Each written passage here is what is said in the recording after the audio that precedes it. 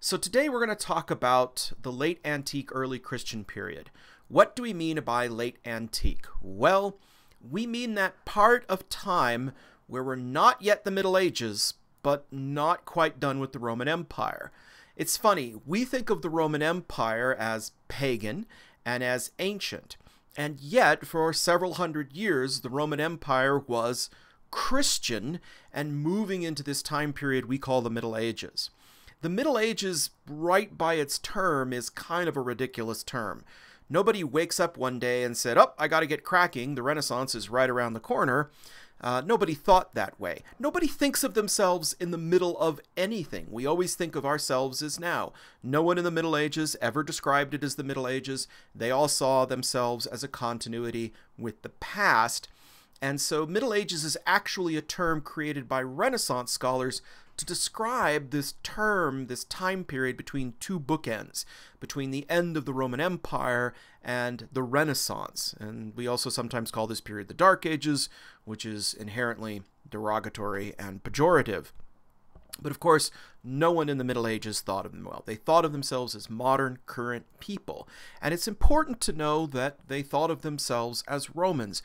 We see this strong break between Christianity and Romans, but that's really not the case. There's actually a great deal of overlap. And many of those Christians, those early Christians, were in fact Roman citizens and were part of the Greco-Roman world. So there aren't a lot of sharp breaks. We put in the breaks, but they not so much. They didn't exist. So let's go over the chronology. Let's take a look at this time period. So as we spoke last time, we enter the end of the Roman Empire, or the decline of the Roman Empire, with the Tetrarchy. This is when Diocletian is trying to remake the empire. He splits the empire in two. He has two senior emperors called Augusti and two junior emperors called Caesars. And that works for a while, but it eventually falls apart. A couple of important events that happen in the reign of Diocletian. The first is the Diocletian Purges. The Diocletian Purges are some of the worst Christian persecution in the history of the Roman Empire. Now, we tend to think, again, as Romans persecuting Christians, throwing Christians to the lions. That's really not accurate. There were intense moments of Christian persecution. The most intense probably happened in the year 66 under the Emperor Nero, and then the next one happened in the year 305 under Diocletian. The persecutions under Diocletian were so intense that the Coptic Church in Egypt to this day calls this the Year of the Martyrs.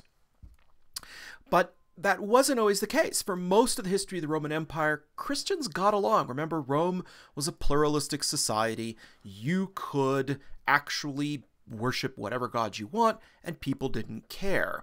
And for the most part, Christians thought of themselves as loyal Romans, in the same way we could be Jewish, Muslim, Hindu, Mormon, Christian, whatever, but we think of ourselves as loyal Americans. Same thing with the Romans. It was a pluralistic society, and it worked very well. Only a few times does it get people into trouble. During the reign of the Emperor Trajan, Pliny the Younger, who was a governor in what is now Asia Minor, modern-day Turkey, sends a note and he says, we run into these obnoxious people that call themselves Christians. They're Roman citizens, but they call themselves Christians, and they refuse to offer incense to the genius of the emperor. Remember, every Roman believed that you had this guardian angel-like spirit that was you but wasn't you, that kind of hovered around you. And it was practice in the Roman Empire for every citizen to offer incense to the genius of the emperor, not to him directly, but to his essence, as it were.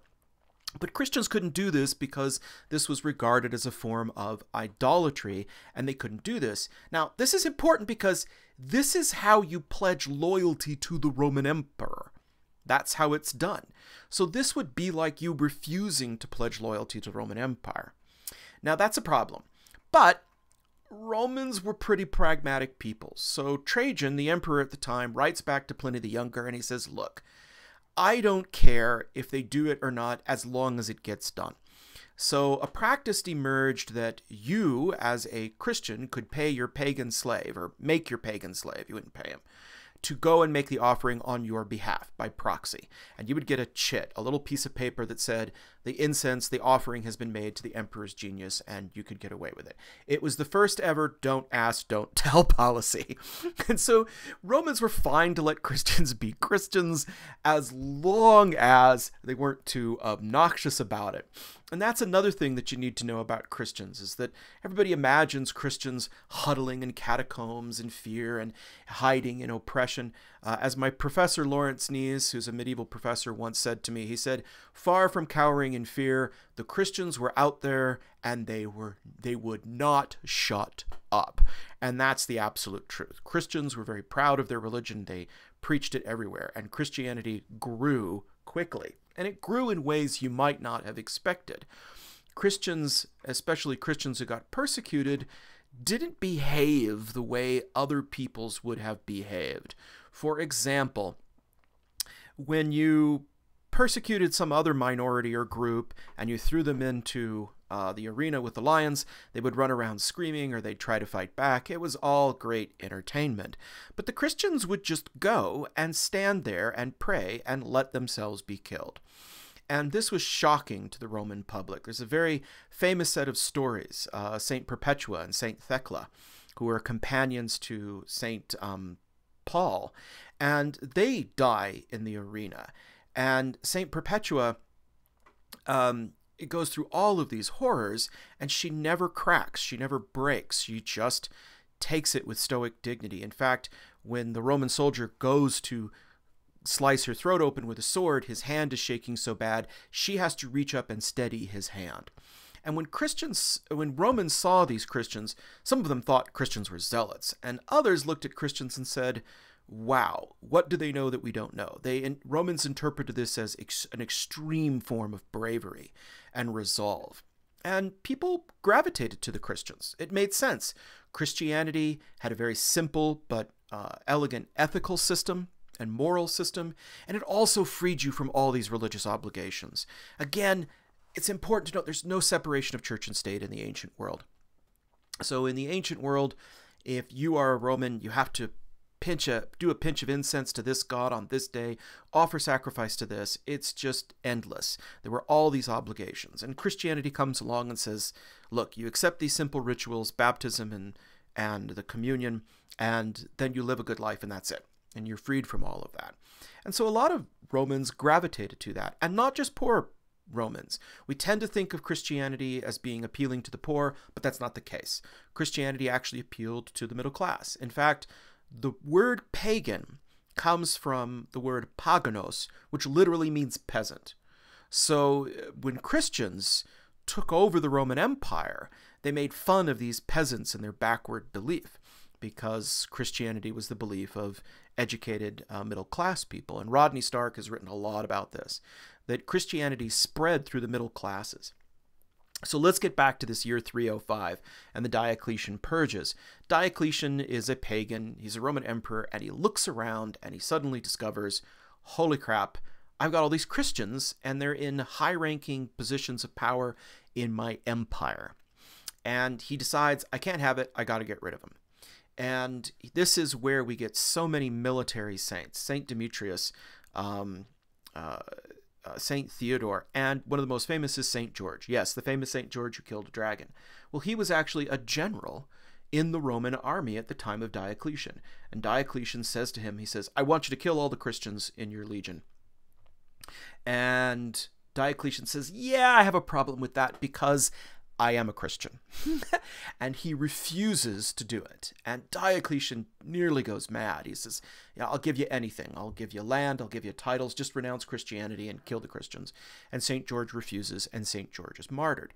So again, it shows the resolve. And there were a lot of Christians in the military because, again, they respected how Christians face death. And if you're in the military, that's one of the big things you have to do is face death. So the Diocletian purges were this vain attempt to purge out Christians. Christians had taken over huge chunks of Roman civil and institutional life. When the plague comes through, oh, so funny that we're talking about the plague right now, but when the plague comes through, the Roman institutions collapse, but it's the Christians who are going in to take care of the sick and who are bringing in food. I guess Today they would be bringing in toilet paper. Holy crap. Boy. But so the Christians really were taking over the welfare state and the institutions of the Roman Empire, and Diocletian felt like his empire was being nefariously taken away from him. Well, the purges were a complete failure. Despite all this persecution, Christianity didn't die out. In fact, it thrived.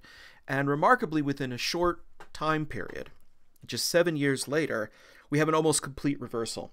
A guy by the name of Constantine comes to power. We'll talk more about him later. And he actually grants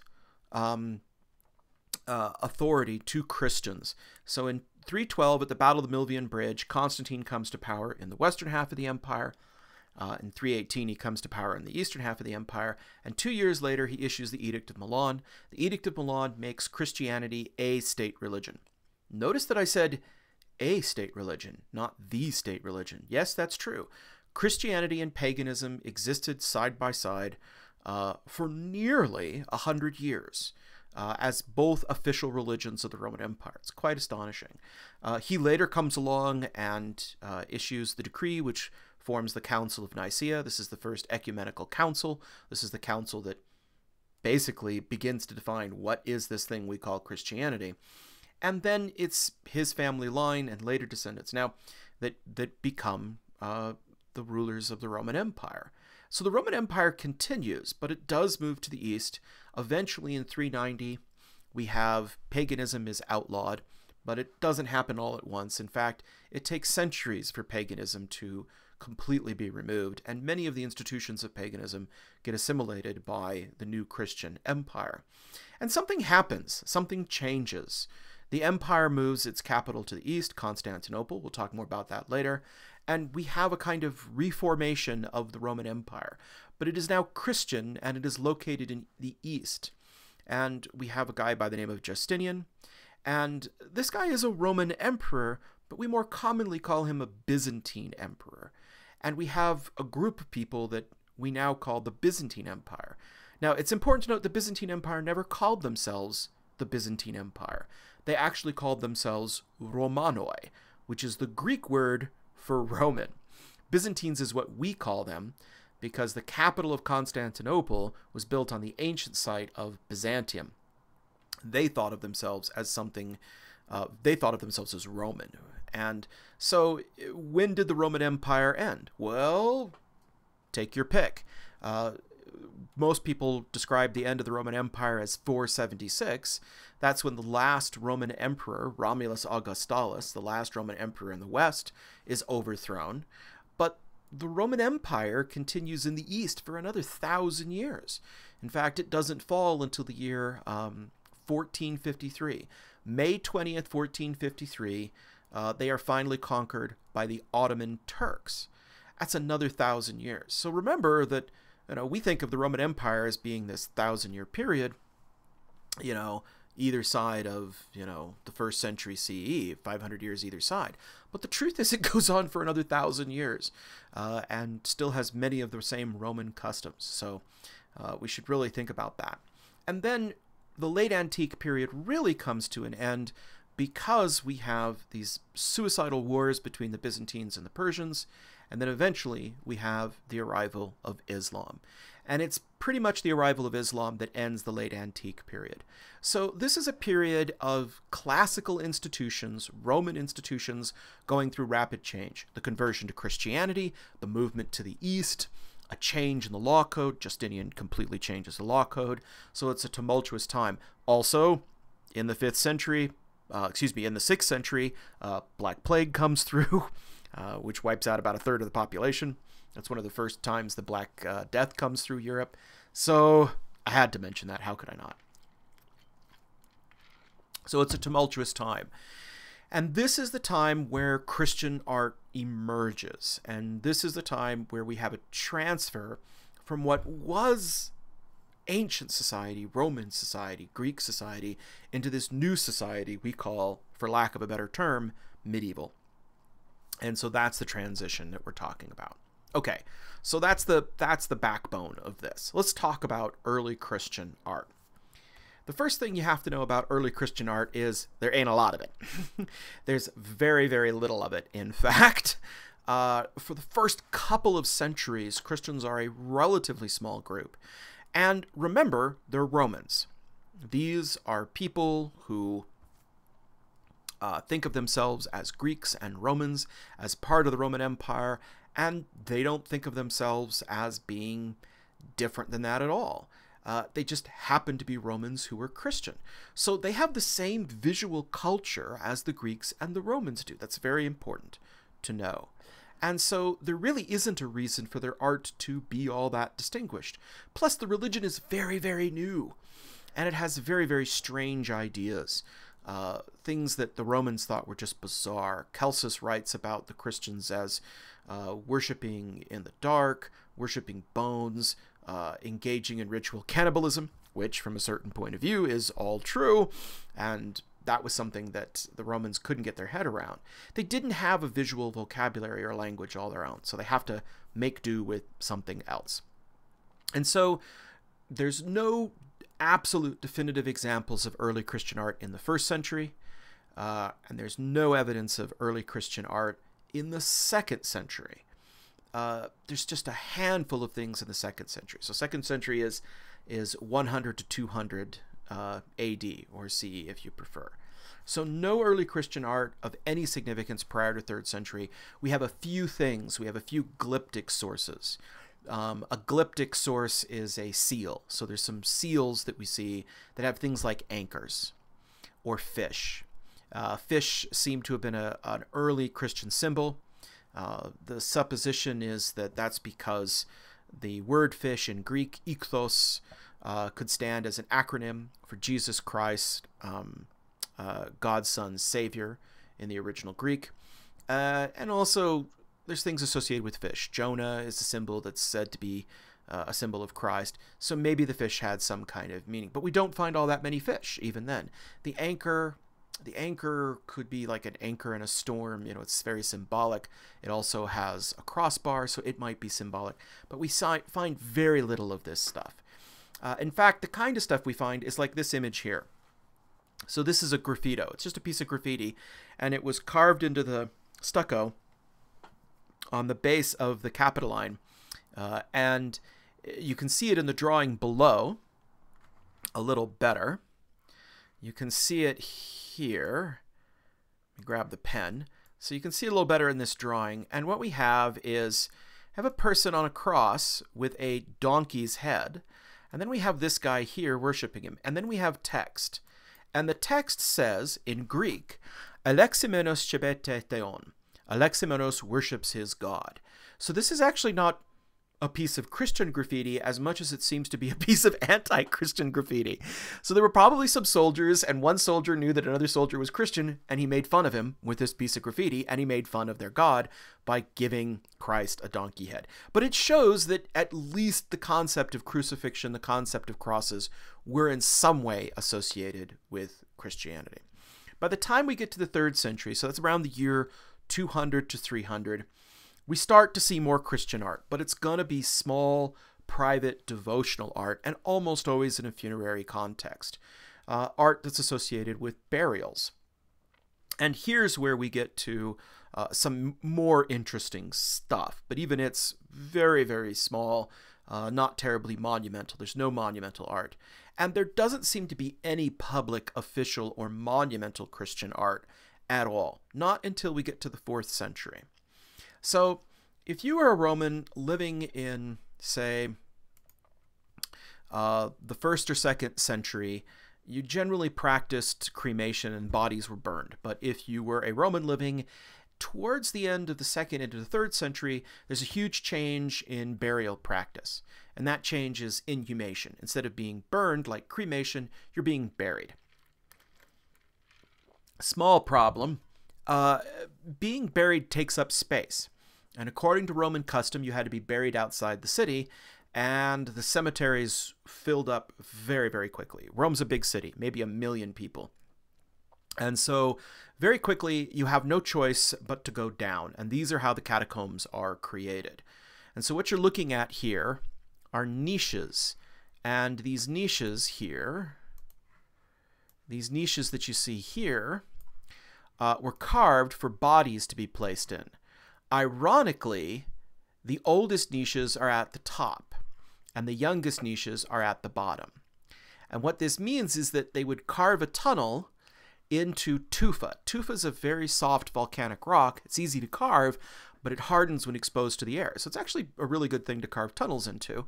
And then they would shove grandma or grandpa into one of these niches up top. And then if they needed more niches, they would carve out the bottom and carve the gallery downward. So these galleries get taller and taller, and they turn into absolute mazes. Here's a plan of the catacombs of Calixtus. There's more than 24 catacombs around the city of Rome. Wouldn't this make a hell of a level on D&D? Amazing stuff. And there are many, many levels with chambers, etc. So people get buried. They want their loved ones to, be taken care of. So you paint these tombs. So here you have a tomb. You can see those niches. The bricks in the middle have been inserted later. These bricks have been inserted later to keep the niches from collapsing. So the niches would have held the bodies, and then they would have plastered over them. And because nobody wants a plain tomb, the plaster would have been painted over. Here you can see some of the decorations. They would have been painted over. Now, I want to make a very important point. We always associate catacombs with Christians, but that's really inaccurate. Catacombs were just what all Romans were doing. And there are catacombs for Christians, but there were also catacombs for Jews, pagans, worshippers of Isis, all kinds of things. In fact, here's a catacomb for a worshipper of Hercules. Here we see a bench. This is what we call an arcosolium, where the body would be placed, and it has these beautiful frescoes, and the frescoes show the labor of Hercules. Hercules was a salvational god in the Roman world. He actually travels to the underworld and saves the wife of the king. And so therefore he becomes like a salvational god, a hope for some kind of afterlife. Here he is slaying the Hydra. He's got the Hydra by the head and he's slaying it. So it's important to know that people were already decorating these catacombs with paintings long before the Christians came along. Everybody was doing it. Jews, pagans, everybody. And so when the Christians come along, they're not inventing a new practice. They're more or less just adopting the same practice as everyone else. But if you're a Christian, you want a decoration that's uniquely Christian. And so this is a tomb, and if you look up to the ceiling, it has themes that we associate with Christianity. This one tells the story of Jonah. We have a series of scenes that tell the story of Jonah. We have figures with their hands outstretched. This is the orant position. This is the traditional position of prayer in the Roman world. Both Roman pagans and Christians prayed this way, standing up with their hands outstretched. And in the center, we have the Good Shepherd, which of course represents Jesus Christ. But where do these Christians come up with these images? This is a very important point. These Christians don't generate these images out of thin air. Remember, they're Romans. They're just Romans who happen to be Christians. And their visual culture is the same visual culture as Rome. And so how does this work? Well, it's important to remember there are probably no Christian tomb painters at this time. Rather, what you have is a group or a guild of professional tomb painters, and they're probably pagans, and they're down there in the tombs, in the catacombs, painting these funerary portraits for pagans, for Jews, for Isis worshippers, for Mithras worshippers, and for Christians.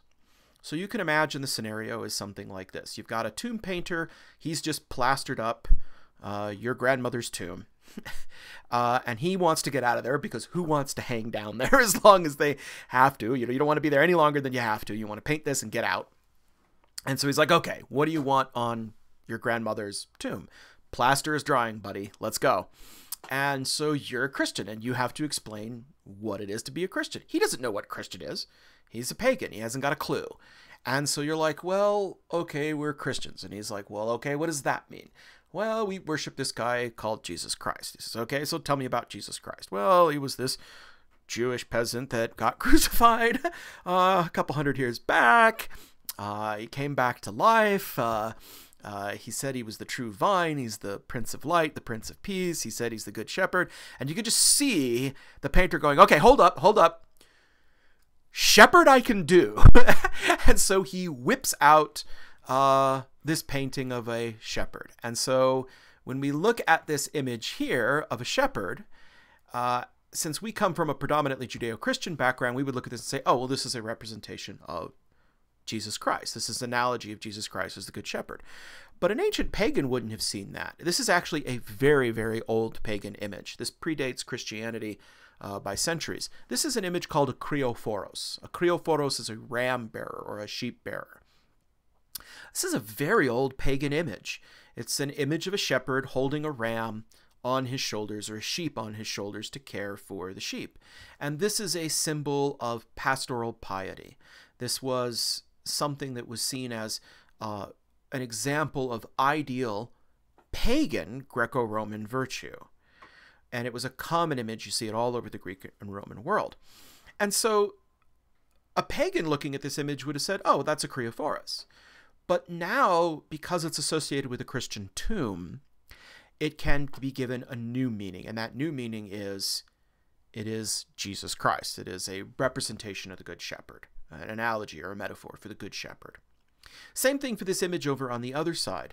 Christians were really into salvational themes, because that's the whole point of Christianity, is it saves you from death, saves you from sin.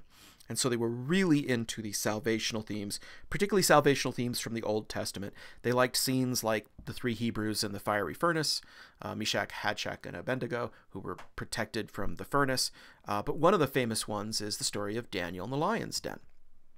So you could imagine this pagan painter being told, okay, what do you want on the tomb? And he says, well, we want a theme of salvation that comes from the Bible. Okay, well, what is that? He says, well, there's this story of Daniel who was preserved 3 days in the lion's den. And the pagan painter can say, okay, guy, lion's den, that I can do. Because this was something that a pagan would recognize, because people were thrown to the lions in the arena all the time. In fact, there are folk tales and stories of people being miraculously saved from lions in the Greek tradition. You may have heard of them. There's this very famous Greek folk tale of a Greek slave who pulls the thorn out of a paw of a lion. And the lion is so grateful he doesn't eat him, he just goes on his way. Years later, the slave is thrown into the arena for a crime he didn't commit, and his punishment is to be eaten by a lion. But the lion comes up to him, and lo and behold, it's the same lion that he saved from the thorn years ago. And so the lion doesn't eat him, but welcomes him as a friend. And everybody, all the pagans, all the Greeks and Romans looking on say, clearly this person has been preserved by the gods. And so Greeks and Romans had similar stories to miraculous preservations that the Christians did. So if you're a Christian and you look at this guy over here, this guy is Daniel. But if you're a pagan, he's just another one of these characters that has been taken from Greek and Roman folklore to indicate he is, in fact, been saved by the gods. So look at these images and recognize how multivalent they are, that they are essentially pagan images. These are like pieces of clip art, people. They've been cut and pasted out of the Greco-Roman pagan, paste book and been given a new Christian meaning. And so you see this all the time. Sometimes this actually gives some really interesting and disturbing images, at least disturbing from a modern perspective. So here is a couple of images.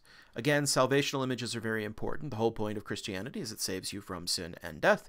And so images of people being saved from death are very important. And this is an image of Jesus Christ raising Lazarus. Right away, you should be looking at this and saying, well, this doesn't look like Jesus Christ to me. Well, we're used to Jesus Christ with a forked beard, long, shoulder-length, hippie-length hair. And this guy has, if you can see it, he has a, let me grab the pen here. He has a crew cut and he's clean shaven. Same guy here, short haircut. So this is Jesus Christ after he conformed with the BYU honor code, I guess. And so why does he have short hair and a clean shaven face? Because that's the way Romans dressed. You know, they are depicting him looking like them. He looks like them because that's how they look. He's wearing a Roman toga. The toga has a clavi, a stripe. But I think one of the more fascinating things is, do you see what Jesus is holding? Do you see what he's using to actually raise Lazarus? Yeah, he's holding a wand. I have no idea. Is this Aloha Mora? I don't know. Harry Potter fans ought to tell us. What's the one? I don't know. Okay, so that looks totally bizarre. That's something that modern Christians would associate with witchcraft or fantasy. That's not something we would associate with Jesus Christ. And yet, that was very common in the Roman world. Physicians in the Roman world would use a branch or a wand made out of rowan wood, and they would use it to perform medicine or magic. And so this is Jesus Christ interpreted through the visual vocabulary of Rome. It's really remarkable. And you see a lot of this kind of stuff. You see a lot of this pastiche, this mixing and matching of various sources. So let's take a look at this. This is a sarcophagus. So this would have been a upper middle class Christian. Upper middle class Christian wants to be buried in high style. But again, the sarcophagus makers are not Christian. They're not people who understand Christianity at all. All they know is what they know. So a Christian comes to him and says, okay, I need a sarcophagus. And he's like, okay, tell me about your religion. Tell me, how do I, help me out here, bud. Help me work this. So he says, well, you know, Christ was a guy who got baptized. And so we see the baptism of Christ. See this, you know, mostly shirtless guy baptizing this little boy. But if you look at this image, it has what apparently is John the Baptist, Jesus, and the dove of the Holy Spirit. This actually looks like a scene from classical mythology. This actually looks like Zeus, Ganymede, and the eagle. Zeus has a cupbearer, a young male boy that bears his cup. He feels so highly of him, he, you know, raises him to the level of godhood. So this would have been a common image on a pagan sarcophagus because, hey, you know, being raised to godhood, that's a pretty good afterlife. So Ganymede is this symbol of pagan aspirations for a happy afterlife. Here's our Kriophoros again, perfectly pagan image. This guy here is fascinating. He's a guy holding a scroll. Notice his face is not finished. You know, so these things were mass produced so that if you wanted, you could get your face put on that. But this guy holding a scroll, Greek rational philosophies were very popular philosophies, Stoics and Epicureans, who were more or less atheists or agnostics, but still this gave you hope for coming to terms with death.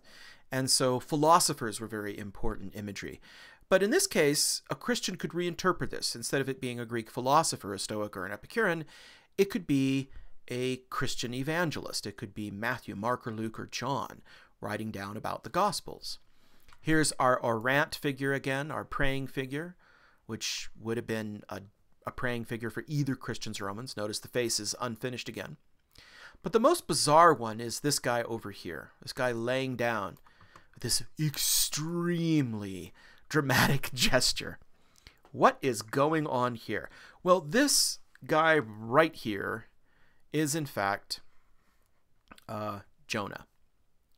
This is the story of Jonah. So if you know your New Testament, Jesus Christ said, no sign's going to be given except the sign of Jonah. So early Christians took Jonah as a sign of Christianity. And why? Well, because Jonah was swallowed up by a whale, actually a great fish, and he was vomited back up 3 days later. And so this was seen by Christians as emblematic of the resurrection.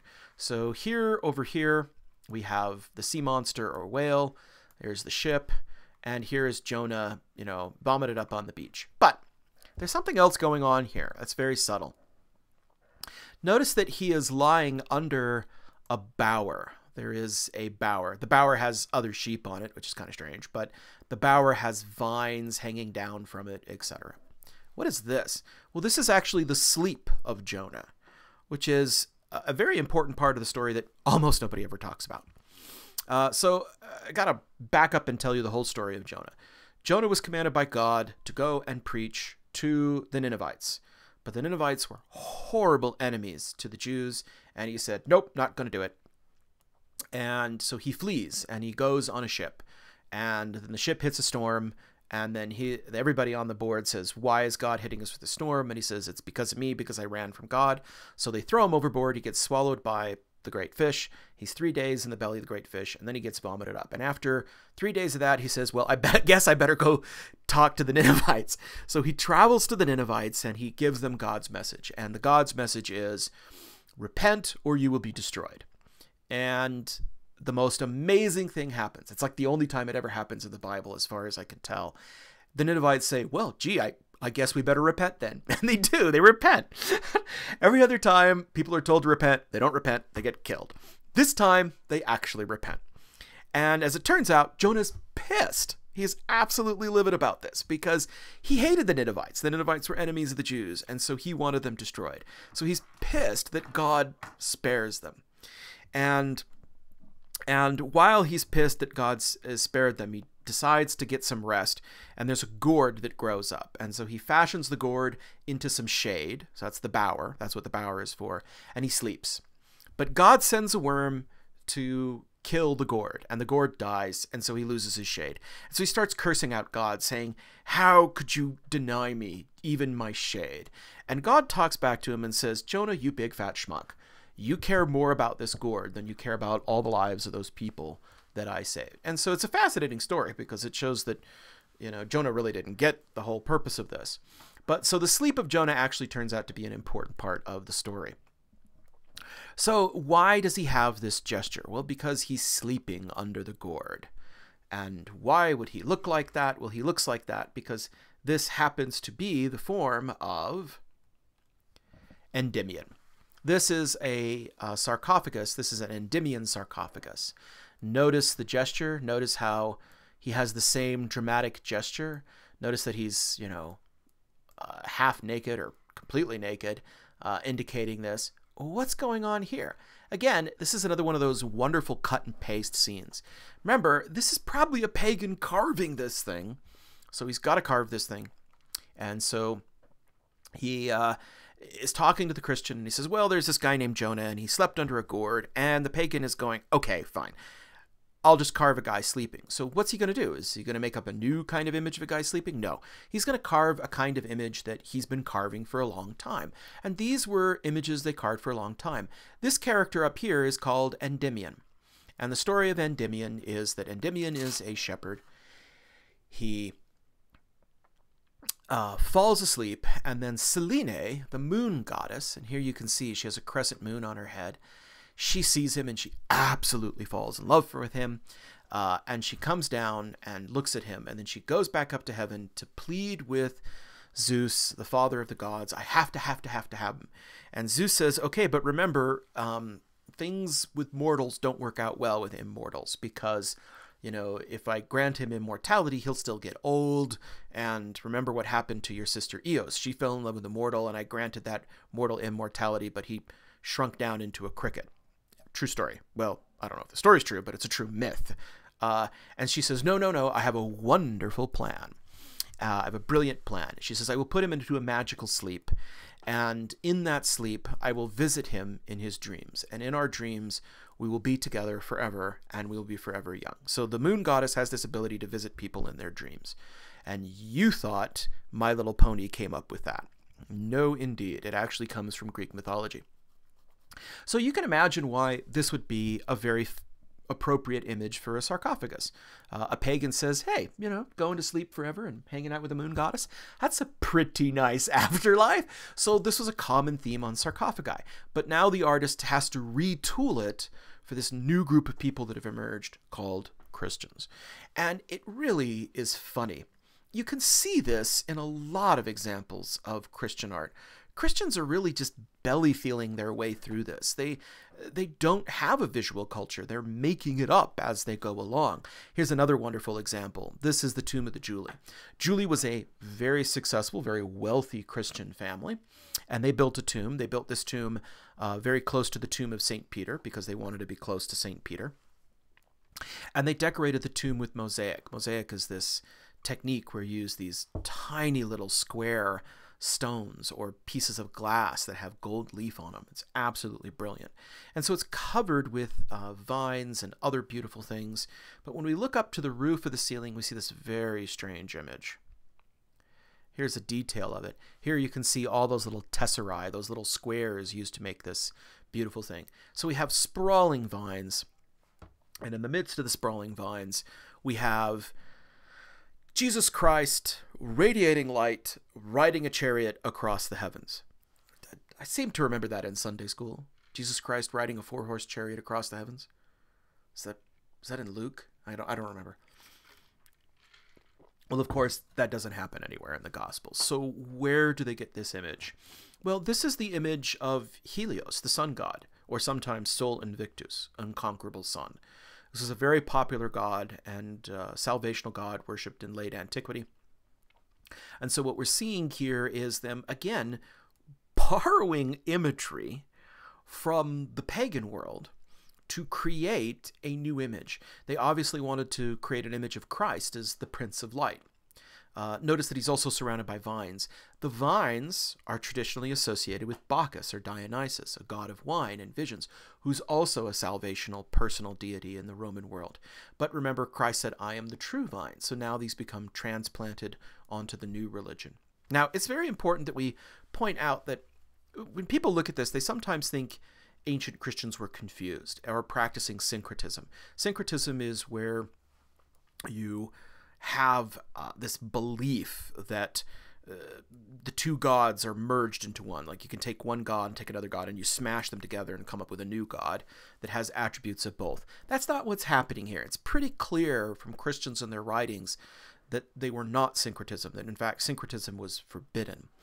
This is something else. This is a new religion that has no visual culture of its own. And so they have to invent it, and they're kludging their way through it with not always elegant results. It's pretty clear Christians knew that Sol Invictus and Helios was not Christ. They're not trying to combine Christ with Helios or Sol Invictus. What they're trying to do is to show that Christ has these qualities that Sol Invictus has, that he is representative of light and power and those kind of things, and very awkwardly putting this together. Now, they'll take some time, but eventually Christians will work out their own iconography in time. And the same thing is true for architecture. So let's take a look at early Christian architecture. First, there are no monumental early Christian buildings. None. All early Christian buildings are converted house churches. Christians would meet in small groups. They would never meet in groups larger than about 30 or 40. They didn't have the rooms or the buildings to do that. So instead, what would happen is some Christian would convert a part of his house into an area for teaching or an area for assembling, for having the communion. And they would gather together, they would sing songs or hymns, they may read scriptures, but they actually did this as part of a meal. This was a communion meal. They would actually get together, have a meal, and then they would stop in the middle of the meal to administer the communion, what Mormons call the sacrament, or other people call the Eucharist, and then they would administer it as part of the meal. Then they would finish the meal. What's interesting is when I did my research on my dissertation at St. Catherine's Monastery in Sinai, this is the way they still worship on Sunday. That, they go to the cafeteria and they sing songs, and then the Mass is administered right there. It's not done in the church. That's done on other more holy days. It's kind of fascinating. So here you have a typical Roman house. This house was discovered in Dura, Europus. Dura, Europus was a Roman city that was right on the edges of the Roman Empire. And in the middle of the 3rd century, maybe around the year 231, we don't know exactly, it was conquered by the Parthians, and people just fled. And in the part of defending the city, they had to knock all the walls down and fill them up with earth so they could bring soldiers up to the city wall. And this happened to be right up against the city wall, so it managed to get preserved. But it has a courtyard like a typical Roman house and several little converted rooms. So some of these rooms have decoration, And they're very kind of interesting because they give us a sense of what Christians were thinking. So this is a very, very small room. I mean, it's teeny. So these were tiny things. This was a baptistery font. Notice on the far wall, we have a sarcophagus. And on the edge of the sarcophagus, we have a star, which is interesting. Or maybe it's a sun. We don't know quite. And then we have two women. Presumably there would have been another woman over here somewhere. And these appear to be the three women coming to the tomb of Christ on Easter morning. So this is a symbol of the resurrection. And it's one of the first narrative scenes we see in the Christian world. Well, that makes sense because resurrection, rebirth, baptism, all these things are related. In fact, it was the early Christians' custom to only baptize new converts on one day of year. And that day was Easter. So you would have to go through what's called catechism. You would have to be a catechumenate, which we would call an investigator or a new convert or something like that. And you would have to do that for an entire year. And then on the day before Easter, on midnight, you'd be baptized. So you'd go into the water representing death, and then you'd come out on the day of Christ's resurrection. So it's very, very symbolic. And so that's what this imagery seems to represent here. But this is very small. This is very humble stuff. So not much else going on here. And that's the way Christian art was. It was all small. It was all private. It was all personal, devotional, or it tended to be funerary in context. And it was very pastiche. It was very rough and tumble, kludged, put together from a variety of sources. It was people just trying to figure out what is our culture. And they were using the Greco-Roman culture around them as their source because that was their culture. They were Greeks and Romans too. Okay. Everything changes, however, when this guy arrives. And so we'll come back and talk about Constantine the Great because Constantine the Great changes everything.